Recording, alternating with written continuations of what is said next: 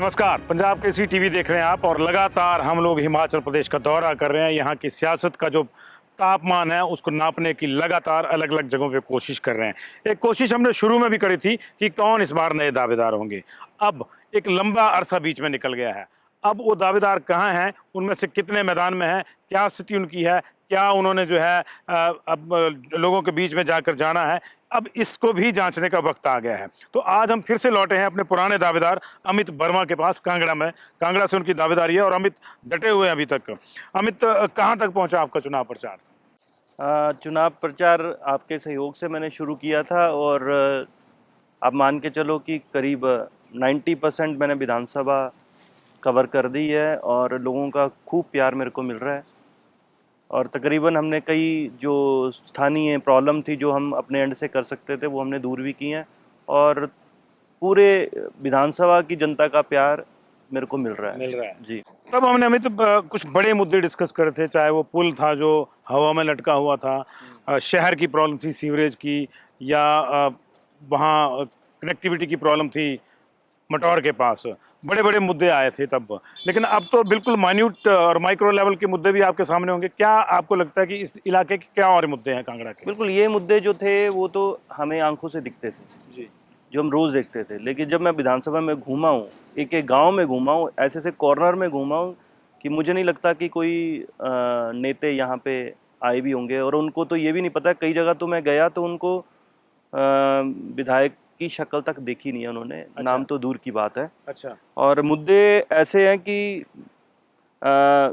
हम बात करते हैं पुल की, हम बात करते हैं पानी की, तो लोगों की तो इतनी बुरी हालत है कि मुझे नहीं लगता कि 10 सालों में, पिछली 10 सालों में किसी भी सरकार ने कांगड़ा विधानसभा में, कम से कम मैं कांगड़ा विधानसभा की बात करूंगा तो कांगड़ा विधानसभा में ये लोग गए हैं, नेता गए हैं और उनकी समस्याएं उन्होंने सुनी है। तो बिल्कुल माइक्रो लेवल की भी ऐसी काफ़ी सारी प्रॉब्लम्स अमित, हैं। आपने कहा कि हमने कुछ काम भी करवाए, मैं जानना चाहूँगा क्या काम थे वो? देखिए, मैं वही कह रहा हूँ आपको कि जब मैं घूमा हूँ विधानसभा में जी। तो लास्ट पंचायत से लेके पहली पंचायत तक हर चारों कॉर्नर में मैं गया हूँ। जी जी। तो सबसे बड़ा मुद्दा जो था लोगों, मतलब जनता में, वो था पानी का। जी जी। चाहे वो चंगर क्षेत्र में हो, जी जी। शहर में भी यही हाल है। हर घर नल की बात करते हैं ये, तो हर घर नल तो छोड़ो, नल तो है पर पानी कभी नहीं आता है। 24 घंटे पानी की स्कीम ये बोलते हैं कि कम से कम शहर में 24 घंटे पानी चाहिए। काम आपने करवाया, मैं जानना चाह रहा था। जी, काम की बात ऐसा है कि मैंने करीब 4 रोड बनाए हैं जो डायरेक्ट शमशान घाट को जाते थे। अच्छा। उनमें से एक नंदरूल का रास्ता है, अच्छा। जो संगम जिसको हम कहते हैं, बड़ा पवित्र स्थान है हमारे लिए यहाँ पे, जी जी। हमारी विधानसभा के लिए, क्या आसपास के एरिया के लिए भी, क्योंकि कुछ लोग जो हरिद्वार नहीं जा पाते हैं वो यहीं पे अपने जो कोई ख़त्म हो जाता है, कोई स्वर्ग सिधारता है, तो उनके अस्तु यहीं पे बहाते हैं। उसके लिए रोड निकलवाया मैंने और उसके लिए वो पहला रोड था। और वो हमने जब रोड निकाला है तो हमें स्थानीय नेताओं से भी दिक्कतें आई हैं। उन्होंने फ़ोन कर दिए फॉरेस्ट को और वहाँ पे मेरे पैसे तो लगे ही लगे और पेनल्टी अलग से मेरी टीम को पड़ी है। 25,000 रुपये की पेनल्टी पड़ी। पेनल्टी भी देनी पड़ी? जी बिल्कुल, मेरे पास रिकॉर्ड है। लेकिन बड़ा सवाल मेरा यही है अमित कि ये तो एक ऐसी समस्या है जो बरसों पहले हल हो जानी चाहिए थी। छोटी छोटी चीजें, ये तो शमशान घाट के लिए 20 सालों से नहीं दिखी हैं वो समस्याएं किसी को भी। 95 साल के बुजुर्ग हैं हमारे, सबसे एज्ड, वो गांव के, उस पूरे एरिया के ही मुझे लगता है सबसे पुराने बुजुर्ग हैं। उन्होंने कहा कि मेरी आंखों के सामने अगर ये बन गया तो मेरा आशीर्वाद है कि लोगों को और कुछ देखने की ज़रूरत नहीं है। वैसे ही उसी गांव के परली तरफ जलाड़ी गांव पड़ता है, वो भी सेम संगम को ही रास्ता जाता है, हरिद्वार को ही रास्ता जाता है, छोटा हरिद्वार कहते हैं उसको। वो भी मैंने रास्ता बनाया, वो भी 15 साल से 20 साल से किसी ने नहीं देखा था। और उसका तो मतलब मैं आपके माध्यम से बताऊंगा तो सबको पता चलेगा। और उसका मतलब ये आप जो काम मैंने करवाया है, तो विधायक या वहाँ पे पहुँच गए थे कि जी मैंने करवाया, कुछ ऐसा भी वहाँ पे इशू हुआ था। लेकिन लोगों को पता था कि मैंने करवाया, तो उन्होंने सीधे सीधे कह दिया कि इसका जो काम जो है वो सिर्फ अमित वर्मा जी ने करवाया और किसी ने नहीं करवाया। तो 2 रास्ते ये थे। ऐसे ऐसे कम से मैंने 5 से 6 रास्ते बनवाए हैं, ग्राउंड बनवाए हैं बच्चों के जो बिल्कुल खंडर बन गए थे, वो मैंने खुद करवाए हैं काम। कम से कम 4 ग्राउंड मैंने करवाए हैं। कई जगह पे बच्चे खेलते हैं, वहाँ पे पानी की प्रॉब्लम थी, उन्होंने मुझे टंकियों के लिए कहा था, वो मैंने टंकियाँ, ये मैंने काम करवा दी है जो इन्होंने 10 सालों से नहीं करवाया था। मैंने आपके ही यहाँ से शुरू किया था और आप मान के चलो कि ये 2-2.5 महीने में मैंने सारी चीजें इतने करी। काम करवाए हैं कि जितने ये लोग 10 साल में नहीं करवा सकते थे, मैंने ये करके दिखाया है। अगर जब बन जाऊंगा तो सरकार साथ में होगी और मैं एक विधायक अमित, रहूंगा। जहाँ हम खड़े हैं, जी, छोटा हरिद्वार बोलते हैं उसको, जी। जो लोग हरिद्वार नहीं जा पाते थे किसी जमाने में, बिल्कुल, ये तो यहाँ मेरे संस्कार सामने ही करते मंदिर थे है। उसको है। जी। लेकिन लगता है कि जिस स्थिति में इसको होना चाहिए था उसमें है कि नहीं है, इसको भी तो डेवलप किया जा सकता है। बिल्कुल, इसको टूरिज्म के लिहाज से इतनी सुंदर जगह है। गर्मियों में खूब लोग यहाँ पे नहाने आते हैं और मतलब एंजॉय करते हैं। जी जी। और आप मान के चलो कि ये कहते हैं कि ये पांडवों का ही बना हुआ है, हाँ, कहते हैं उन्होंने बनाया था ये पांडवों वाला। का बना हुआ है। जी। और इसकी तो दुर्दशा आप चाहे अंदर से भी देख सकते हो, इसको कोई डेवलपमेंट नहीं हुई है। जो स्थानीय लोग हैं बेचारे, वो अपने फंड से थोड़ा बहुत करके, घाट तक प्रॉपर मुझे नहीं लग रहा कि बना कोई हुआ है। रास्ता नहीं है जी, बिल्कुल नहीं है। ये घाट बनने चाहिए, घाट डेवलप हो जाए तो बहुत बढ़िया रहेगा। घाट जो छोड़ो, ये पलवाना गांव है साथ में पड़ता है, जी। तो ये पुल आपके सामने है। हाँ। अगर पुल थोड़ा सा चौड़ा होता तो लोगों को, बड़ा सुंदर सा पुल है। नहीं पुल बहुत सुंदर है लेकिन इसकी चौड़ाई इतनी है कि ये सिर्फ बाइकेबल है जी जी। और खच्चरें वगैरह जाती हैं यहाँ पे और कुछ नहीं जाता है। मतलब अगर कोई बीमार भी जाएगा तो एम्बुलेंस नहीं एम्बुलेंस जा नहीं जा पाएगी। पाएगी, बिल्कुल नहीं जा पाएगी जी। और उन लोगों को बहुत दिक्कतें हैं। इससे आगे का रास्ता है वो भी बड़ा दयनीय हालत में और था। कोई ज्यादा नहीं, 3-4 फुट और चौड़ा कर देते इसको, तो 2-2 ये फुट सारी दोनों चीजें तरफ कर देते तो कुछ भी जाता। कुछ भी जाता। हाँ, और इसके बाद रोड की भी बड़ा बुरा हाल है, वो मैंने ठीक करवाया वो भी रोड यहाँ अच्छा पे। जी। लोगों ने कहा है कि सरिये निकले हुए थे, कई यहाँ पे दुर्घटनाएं हुई हैं, तो मैंने वो भी अपने एंड से करवाया हुआ काम। चलिए अमित, पिछली बार जब हमारी आपसे मुलाकात हुई उसके बीच में कुछ और चीज़ें भी हुई हैं, वो उनको भी डिस्कस करते हैं अगले सेगमेंट में। तो अमित की दावेदारी कहाँ तक पहुँची है ये हम लगातार जांच रहे हैं। आप एक ब्रेक के बाद फिर से मुलाकात होगी, बने रहिए पंजाब केसरी टीवी के साथ।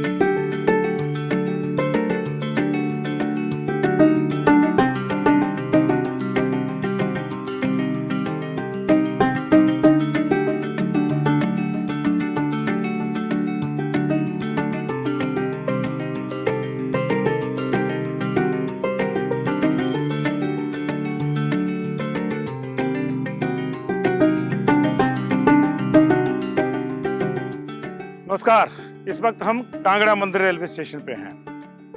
कांगड़ा में जब भी सुविधाओं की बात होती है तो सबसे पुरानी सुविधा यहाँ ट्रेन की है, जो अंग्रेजों के साथ आ गई। 1924 में ये ट्रैक बना था, पठानकोट जोगिंद्रनगर ट्रैक, इस पे कांगड़ा है। वर्तमान में क्या स्थिति इसकी है अमित? वर्तमान में ये है कि चक्की पुल है जो, वो आपका पीछे आपने पढ़ा होगा कि बरसातों की वजह से वो गिर गया था, जी जी जी। तो उसकी अभी कोई कुछ भी उसमें कुछ बना नहीं है पुल। और उसकी वजह से क्या हुआ कि अब जो पठानकोट से जोगिंद्रनगर तक ट्रेनें जाती थी जी। वो बंद हो चुकी हैं। तो स्थानीय लोग तो ये चाहते थे कि कम से कम नूरपुर से या कहीं से भी ये ट्रेनें चालू हो जाएं, बीच बीच में जी। जिससे कि आम जनता को कोई परेशानी ना हो। आप मान के चलो कि काफ़ी सारे ऐसी जगह हैं यहाँ पे जो मतलब जिसको कोई सड़क, कोई अपना गाड़ी, कोई कुछ नहीं पहुँचता, क्योंकि ट्रेन ही उनको सिर्फ कनेक्ट ट्रेन करती है। ही उनकी जो लाइफ लाइन है वो ट्रेन है। ट्रेन है। तो जब तक वो चलेंगी नहीं, अपना बसेस नहीं चलेंगी, सॉरी ट्रेन्स नहीं चलेंगी, तब तक कोई इसका लोगों को फ़ायदा मिलेगा नहीं इसका। और ट्रेन की स्थिति मैं देख रहा हूँ कि देखिए पूरा का पूरा ट्रैक जो है बेतरतीब है, पत्थर हैं इस पे, और ये परेशानी वाली हालत ये है देखो सब। यहाँ पे काफ़ी लोग इनका रोजगार जुड़ा हुआ है। जी जी। यहाँ पे काफ़ी सारे लोग जो कुछ ना कुछ बेचते हैं, सिर्फ जो लोग ट्रेन से सफ़र करते हैं उनके लिए, उनसे उनका रोजगार चलता है, वो सब बंद पड़ा है। आप हालात देख लो क्या हालात हैं इसके। मतलब पटड़ी भी अब आपको दिख नहीं रही होगी, ये कंकर ही हैं ऊपर इसके। बट अमित, पुल तो टूटा है चक्की का, तो जाहिर है कि सारी ट्रेनें उस टाइम नहीं थी वहाँ पठानकोट में, ट्रेन तो इधर भी होंगी, तो वो तो चलाई जा सकती कुछ थी। कुछ ट्रेन्स हैं जिसका इन्होंने ट्रायल भी किया है शायद, जी जी। तो ट्रायल किया हुआ है उसका, तो शायद मुझे लगता है कि कुछ टाइम में शायद चलाएं। ये अभी ट्रायल चल रहा है। मैंने बरसात चलेगी अब तो, बरसात बिल्कुल चलनी चाहिए थी। चलनी चाहिए थी। तो अभी बीच मैं में तो कोई प्रॉब्लम नहीं है ना? नहीं, कोई प्रॉब्लम नहीं है। संडे को मैं सेम इसी ट्रैक पे आया था, क्योंकि लोगों ने मुझे बुलाया था यहाँ पे, अच्छा। जनता ने बुलाया था, अच्छा जी। सम्मेलन में गया था मैं।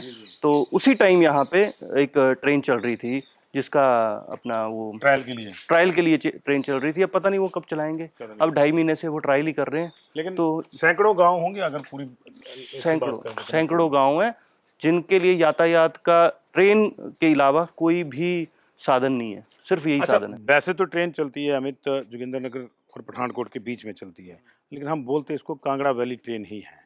तो ऐसी स्थिति में कांगड़ा का जो विधायक है उसके ऊपर भी जिम्मेदारी आती है कि इसको लेकर कुछ सोचे। तो आप क्या सोचते हैं, इसको किस तरह से डेवलप देखो किया ये जाना तो चाहिए? ये तो बहुत बढ़िया ट्रैक बनेगा, इसको एक टूरिज्म के लिहाज से भी डेवलप कर सकते हैं। जैसे शिमला कसौली का किया है वैसी उससे भी उसी के अराउंड ये उतनी ही पुरानी ये पहले स्टीम इंजन थे, अब इन्होंने दूसरे डीजल इंजन कर दिए हैं शायद, जी कुछ इंजन पुराने भी हैं। तो इसको तो कुछ ट्रेनें ऐसी चलनी चाहिए जो पठानकोट से जोगिंदरनगर तक जाएं और उसमें बढ़िया सुविधाएं हों। और जैसे कि आप कल का शिमला वाले राजस्थान जो में हैं, चलते हैं कुछ हाँ, ट्रेन है, हेरिटेज ट्रेन है, बढ़िया उसको बना दो। हेरिटेज में हम इसको डेवलप कर सकते हैं जी। और टूरिज्म भी बढ़ेगा और लोगों को रोजगार भी मिलेगा और ट्रेनें भी बढ़िया सुचारू रूप से चलेंगी, तभी चलेंगी जब टूरिज्म के लिहाज से डेवलप होगा ये। सबसे पुराना ट्रांसपोर्टेशन का ये माध्यम था, ये हमने देख ली इसकी स्थिति बड़ी डायलेपिटेड सिचुएशन में है। लेकिन अगर हम बात करें बाकी ट्रांसपोर्टेशन की तो सड़कों की बात होती है और अब तो एयर स्ट्रिप्स की भी बात हो रही है। तो एयर ट्रैफिक का क्या सिस्टम यहाँ पे, क्या किस तरह से एरोप्लेन्स वाली जो चीज़ें आप देख रहे हैं? देखो अपना जो एयर ट्रैफिक की आप बात करो तो यहाँ पे एक एयरपोर्ट है गग्गल एयरपोर्ट। जी। गगल एयरपोर्ट में अपना तकरीबन 4 से 5 फ्लाइट्स आती हैं रोज, अच्छा जी। कभी कभी ज़्यादा भी आती हैं। जी जी। लेकिन उसका क्या है कि उसका जो किराया है वो आप मान के चलो कि कम से कम भी मिनिमम जो आता है उसका 7 से 8 हज़ार रुपये आता है। जी जी जी। तो 7 से 8 हज़ार रुपये पॉसिबल ही नहीं है जी जी। सिर्फ दिल्ली से कांगड़ा तक। दिल्ली 4 से से 5 फ्लाइट्स आती हैं, ज़्यादा भी आती होंगी कभी कभी। जी जी जी। तो अपना उसको उसका विस्तारीकरण का था, उसका विस्तारीकरण का था। तो विस्तारीकरण वो हो नहीं पाया क्योंकि अभी तक नहीं हो पाया, लेकिन वो डीपीआर में है, फंड्स उसके आगे हैं। तो उसके अपना विरोध में काफ़ी गांव वाले हैं। मैं वहाँ पे उन गाँव में कम से कम 6 या 7 गांव हैं, जी जी। उनमें मैं विजिट करके आया हूँ। तो उन करीब आप मान के चलो 300 से 400 परिवार हैं, परिवार है वहाँ पे। घर हैं, इससे भी ज़्यादा हो सकते हैं। तो अभी इतने सालों से ये मुद्दा है, उसमें एग्जैक्टली होना क्या चाहिए? क्योंकि कहा यह जाता है कि हम लोगों को जुड़ने नहीं देंगे, ये नहीं करने देंगे। फैक्चुअल पोजीशन वहाँ की क्या है? देखो ये सब एक वोट बैंक की राजनीति है, लोगों को बहकाया जा रहा है। जैसे ही इलेक्शन होते हैं उसके बाद मुझे लगता है ये काम लगना शुरू हो जाएगा क्योंकि इसके फंड आ गए हैं। आप डीसी साहब से मतलब जब पता इसको कर रोका सकते जाना हैं। चाहिए था तब नहीं रोका गया, आप ये कहना जब चाहते हैं? जब 10 साल पहले 15 साल पहले ये बात हुई थी तब विधायक को चाहिए था कि उसके लिए एक ठोस कदम, एक स्ट्रिक्ट कुछ कदम उठाते और तब ये रोक सकते थे। अब तो पैसा आ गया है, लोगों के नोटिस आ गए हैं, घर उजड़ने की कगार पे हैं। अब ये कह रहे हैं कि कुछ भी हो जाए मैं इसको अपना एयरपोर्ट को विस्तार नहीं होने दूंगा, जबकि ये पॉसिबल ही नहीं है। ये बिना मतलब के गुमराह, मतलब अब ये राजनीति वाली मामला है। ये सिर्फ राजनीति का मामला है। अगर इन्होंने रोकना होता तो 10 साल से विधायक थे, रोक सकते थे। जनता इनकी थी, जनता ने इनको समर्थन दिया था 10 साल से, इसी वजह से समर्थन दिया था कि ये कहीं भी रुके ना। चलिए, राजनीति की बातें लगातार करेंगे हम और हमारा कार्यक्रम अभी आपके साथ चल रहा है। एक ब्रेक लेंगे जी, ब्रेक के बाद आपको बताएंगे कि आगे कांगड़ा की राजनीति कहाँ जा रही है।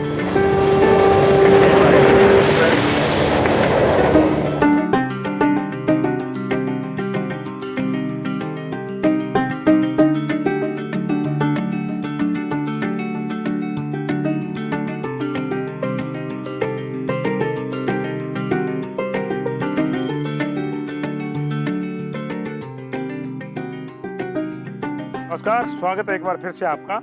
पहाड़ से सबसे ज़्यादा नदियाँ निकलती हैं, खासतौर से स्नोफेड एरिया जो हमारा हिमाचल प्रदेश का है, यहाँ से जो जीवनदायिनी नदियाँ निकलती हैं वो पूरे उत्तर भारत में पानी से जीवन प्रदान करती हैं। लेकिन पहाड़ फिर भी प्यासा रह जाता है।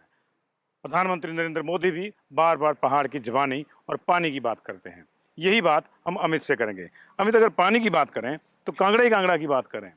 कांगड़ा की जब बात आती है तो नदियाँ कल कल बहती आती हैं, लेकिन पानी की यहाँ कितनी समस्या है या नहीं है? पानी की ये सबसे बड़ी समस्या है पूरे विधानसभा की।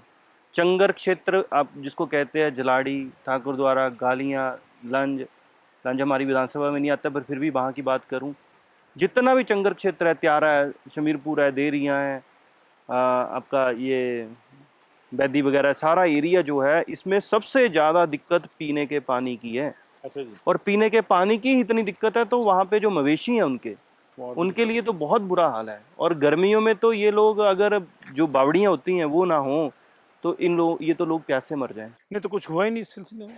मैं एक गांव में गया था, तो वो गालियाँ के आसपास गांव है, तो उन्होंने कहा कि जब भी कोई विधायक आता है तो यही कहता है कि सबसे पहले पानी का अरेंज करेंगे, तो उसके बाद कोई आता ही नहीं है।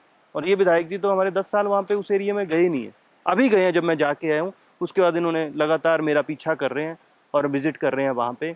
लेकिन मैंने उनको प्रॉमिस किया है कि मेरे पास विजन है, मेरे पास टीम है, और जब यहाँ पे भगवान ने, कुदरत ने कोई कमी नहीं की है पानी की, तो अगर इंसानों के लिए कमी है तो ये सिर्फ प्रशासन की ही मेहरबानी है। जो हमारे नेता हैं वो आते हैं, इनका कोई विज़न नहीं है और ये चाहते ही नहीं है कि कम से कम पानी तो 24 घंटे लोगों को चाहिए और जानवरों को भी पाइपें तो चाहिए, हम सबको थोक में चाहिए। देख रहे हैं, यहाँ पे देखिए इतनी सारी पाइपें तो यहीं पे पड़ी हुई हैं। पाइपें तो आप पूरे विधानसभा में एक बार चक्कर लगाओ, हर रास्ते पे आपको सैकड़ों की तादाद में पाइपें मिलेंगी, लेकिन वो पड़ती कहीं नहीं है। ये हम जहाँ पे अभी गए थे वहाँ पे पलवाना में भी ऐसी ही हालत है, वहाँ पे भी पाइपें पड़ी हैं लेकिन पानी की व्यवस्था कोई नहीं है। मतलब कोई ये सिर्फ दिखाने के लिए रखी सिर्फ दिखाने के लिए। सिंचाई के तो आप भूल जाओ, जहाँ जहाँ कुल्ले हैं वहाँ पे तो पानी लग भी जाता है, और जहाँ पे सिर्फ जो चंगर क्षेत्र है वो सिर्फ बारिश पे निर्भर है। और एक गांव है, उस गांव का नाम है शमीरपुर के ही आसपास है, त्यारा के आसपास है, उसके बीच में है। वहाँ पे वो लोग पानी इकट्ठा करते हैं, उसी को ही पीते हैं, बारिश का पानी इकट्ठा करते हैं और उसी को ही पीते हैं, उसी को मवेशियों के लिए करते हैं। इतने बुरे हालात हैं। और जब बारिश लंबे समय तक नहीं होगी तो दिक्कत हो जाएगी। नहीं होगी तो वो कम से कम 3-4 किलोमीटर ट्रेवल करते हैं और बावड़ियों से पानी लेके आते हैं। तो ये पाइपें वहां तक पहुंचेंगी अगर आपको मौका मिला तो? पाइपें नहीं पहुंचेंगी, पानी पहुंचेगा। पानी पहुंचेगा। पाइपें तो पहुंचाए हैं, ये इन्होंने पहुंचाई भी होंगी शायद कहीं कहीं पे, लेकिन वो खाली हैं, जंग भी लग गया उनको। जी जी। पाइपें नहीं पहुंचेंगी। हम लोग इसके लिए ग्रास रूट से काम करेंगे और पानी को हर जगह से लिफ्ट करवा के छोटे छोटे गाँव में उसको देंगे, मतलब जिससे कि किसी भी तरह की कोई भी कमी ना हो। अब देखो शहरों में तो पानी की कमी नहीं है, जहाँ पे तो कोई नेचुरल रिसोर्सेज है ही नहीं है। और इतने नेचुरल रिसोर्सेज है, 24/7 पानी चला हुआ है, लोगों को पानी नहीं मिल रहा है। तो ये तो बिल्कुल मैनेजमेंट की प्रॉब्लम, सिर्फ मैनेजमेंट की दिक्कत है, विजन की दिक्कत है, क्योंकि इनके पास कोई प्रोजेक्ट्स नहीं है, कोई प्लान नहीं है कि करना कैसे है और पानी देना कैसे है। सिंचाई की अगर बात करें तो मैक्सिमम कांगड़ा की बात आती है तो कुल्लों का ध्यान आता है। तो सब जगह है, अच्छी स्थिति में है या क्या है उनका? नहीं, कुल्ले जो इन्होंने पक्की कर दी है। देखो मैं आपको फिर बता रहा हूँ, मैं एक लोगों से मिला हूँ, मिलता ही रहता हूँ, वैसे आज ही नहीं मिल रहा हूँ, पहले से मिल रहा हूँ। जो पहले कच्ची कुल्लें थी इन्होंने पक्की कर दी। जो पक्की कर दी कुल्ले, कच्ची कुल्लें कभी भी अपना लीक नहीं होती थी। जो पक्की कुल्ले हैं, जहाँ से वो सीमेंट निकल जाता है वहाँ पे लीकेज शुरू होती है, क्योंकि उसकी बेडिंग अच्छी नहीं हुई है, बेड के बाद वो कंक्रीट अच्छा नहीं हुआ है, तो वो लीकेज रहती है। कच्ची कुल्लों के बाद जो पक्की कुल्लें बनी है तो लोगों को ज़्यादा दिक्कतें हुई हैं। पक्की कुल्ले बना रहे हैं नरेगा के उससे, पर वो उसकी कोई क्वालिटी नहीं है, कोई स्टैंडर्ड नहीं है। और वो उल्टा जो मान के चलो, अगर वो 20 इंच पानी आता है तो एंड तक पहुँचते पहुँचते वो 2-3 इंच रह जाता है, क्योंकि बाकी कैचमेंट एरियाज को भी जो है नहीं ले पाते। बाकी लीकेज रहता है, लीकेज लीकेज रहता है। कच्ची कुल्लों में ऐसी समस्या नहीं थी, लेकिन हाँ मैं आऊँगा तो मैं कुल्लों को अच्छे तरीके से, इसकी बेडिंग होगी, उसके बाद पानी अच्छे से ट्रेवल करेगा, तो इसका तो निवारण है। लेकिन ऐसे क्षेत्र जहाँ पे कुल्ले नहीं है वहाँ पे हम सिंचाई परियोजनाएं कुछ बनाएंगे, बिल्कुल बनाएंगे, और इनको ही लिफ्ट करेंगे। 24 घंटे पानी चला हुआ है। तो ये तो पानी की बात हुई अमित, जवानी की बात कर लेते हैं। यूथ को लेकर क्या आपका विजन है अभी और वो कहाँ पहुँचा है? देखो, यूथ के लिए मेरा विजन स्टार्ट है। मैंने हर गांव से एक यूथ टीम तैयार की हुई है, जो मेरे साथ लगातार व्हाट्सएप के माध्यम से जुड़े हैं, अपने अपने ग्रुप बनाए उन्होंने। तो मैं, और यूथ में सिर्फ बॉयज़ ही नहीं है, लड़कियां भी हैं, गर्ल्स भी हैं, वो भी जुड़ी हैं। कईयों के सेल्फ हेल्प ग्रुप हैं, उनको भी मैं गाइड कर रहा हूँ कि किस तरह से ये ग्रुप बढ़ सकते हैं, किस तरह से हम स्टार्टअप तैयार कर सकते हैं। तो मेरा जो फोकस रहेगा, सरकार में नौकरियां हैं नहीं, अगर नौकरी हैं तो पेंशन स्कीम नहीं है, ठीक है। ओपीएस के लिए भी मैंने काफ़ी बोला है पिछले दिनों भी कि इसकी बहाली होनी चाहिए, क्योंकि सरकारी कर्मचारी जो एक बार सरकार के यहाँ नौकरी करता है, जो घर आएगा पूरा जीवन दे देगा, वहाँ पूरा जीवन देता है, और रिटायरमेंट आके उसके पास अगर कुछ नहीं है तो ये तो देखो, सरकारी नौकरियां वैसे ही नहीं है, पेंशन इन्होंने वैसे ही खत्म कर दी है। तो मैं अपने युवाओं को, चाहे वो लड़कियां हो लड़के हों, उनको मैं ये गाइड कर रहा हूँ कि स्टार्टअप तैयार करेंगे लोकल लेवल से। जो रॉ मटेरियल हमारे गाँव में मिलता है उसकी हम कुछ ना कुछ मैन्युफैक्चरिंग करेंगे, उसको एक्सपोर्ट करेंगे। इस तरह से हमारे प्लानिंग है हर गाँव से। तो मेरा ये प्लान है, और इससे आपको मैं बताऊं कि मैं अपना लाइव होता हूं, मैं उसमें भी कहता हूं, और आपके माध्यम से कहूंगा तो सब जगह जाएगी बात। 1 साल के अंदर अंदर कम से कम 37 पंचायतों में मैं 200 से 300 स्टार्टअप तैयार करवाऊंगा। साल के बाद आपको जब कांगड़ा विधानसभा में आएंगे तो आपको ऐसा दिखेगा कि मैं कहीं डेवलप सिटी में आया हूँ, डेवलप एक एरिया में आया हूँ, एक प्लान्ड एरिया में आया हूँ। ऐसा मेरा विजन रहेगा, चाहे वो गांव हो चाहे वो शहर हो। अभी मेरा लास्ट सवाल आपसे रहेगा हालांकि इस तरह के कार्यक्रम, इस तरह का सवाल हम लेते नहीं हैं, लेकिन जो खिचड़ी मची हुई है कांगड़ा में, कोई इधर से जंप कर रहा है, कोई उधर से जंप कर रहा है, इसको कैसे देखते हैं आप? इसको ऐसा है कि ये सवाल मेरे से अभी कल भी मेरा कई इंटरव्यू हुआ था नेशनल टीवी का, तो उनसे भी मैंने कहा था कि इनको सीट चाहिए। भारतीय जनता पार्टी अगर इनको टिकट नहीं देगी तो कांग्रेस पार्टी में घुस जाएंगे, कांग्रेस पार्टी अगर उनको टिकट नहीं देती है तो वो बीजेपी में घुस जाएंगे। कार्यकर्ता बिल्कुल रुष्ट है, कार्यकर्ता जो उसकी कोई परवाह नहीं है, उसकी कोई परवाह नहीं है। बस अपना मामला है अगर कि कार्यकर्ता की परवाह ही नहीं है तो डेवलपमेंट कहाँ से होगी? अगर पैराशूट से आएगा कोई नेता तो एक से दूसरी जगह में घूमेगा, तो पॉलिटिकल करियर जिसको बोलते हैं, चलो मैं तो पॉलिटिशियन हूँ नहीं, मैं तो अभी स्टार्टअप किया है मैंने अपना। तो अगर बात करें इनके कार्यकर्ताओं की, अगर इन्होंने पॉलिटिकल करियर बनाना था तो ये तो ख़त्म है सब, इधर ही नहीं, कांगड़ा में तो ख़त्म ही ख़त्म है, सब जगह ख़त्म है। और दूसरी बात, मेरा इनसे कोई मुकाबला नहीं है, इनका मुकाबला है जनता से। मैं जनता हूँ, मैं जनता के साथ हूँ, जनता मेरे साथ है, और बीजेपी का और कांग्रेस का मेरे साथ मुकाबला नहीं है। इनका मुकाबला जो है इस बार विधानसभा की जनता से है। चलिए, उम्मीद करते हैं अमित कि जैसे आपने कहा कि मैं जनता हूं और जनता से मुकाबला है, तो मुकाबला रोचक होगा और आप जो प्रयास कर रहे हैं वो सिरे चढ़ेंगे। हमारी शुभकामनाएं आपको। और क्योंकि आप पॉलिटिशियन नहीं हैं, इसलिए हम लोगों को लगा कि ये दिलचस्प कैंडिडेट हैं, एक बार फिर से जरा टोल ली जाए कि कहाँ पहुँचा है मामला, कहाँ थैंक यू, थैंक यू। बहुत बहुत शुक्रिया आपका। आपका प्रोग्राम पहले ही बढ़िया गया था और सब लोग मुझे जानने लग पड़े थे, और इस बार मेरा काम देख रहे होंगे सारे कि मैंने क्या किया। तो बात वही है, जैसे उन्होंने कहा कि इस बार मेरा काम देख रहे होंगे लोग, और बात वही है कि लोकतंत्र में काम ही लोग देखते हैं, और जो काम का आदमी हो या जो काम करने का विजन रखता हो या जिसने काम किया हो, उसी को लोग वोट देते हैं। वोट जल्द ही पड़ने वाले हैं, 12 नवंबर को, और 8 तारीख को नतीजे भी आ जाएंगे। मुलाकातें होती रहेंगी और नेताओं के साथ मुलाकात होगी। देखते रहिए पंजाब केसरी टीवी।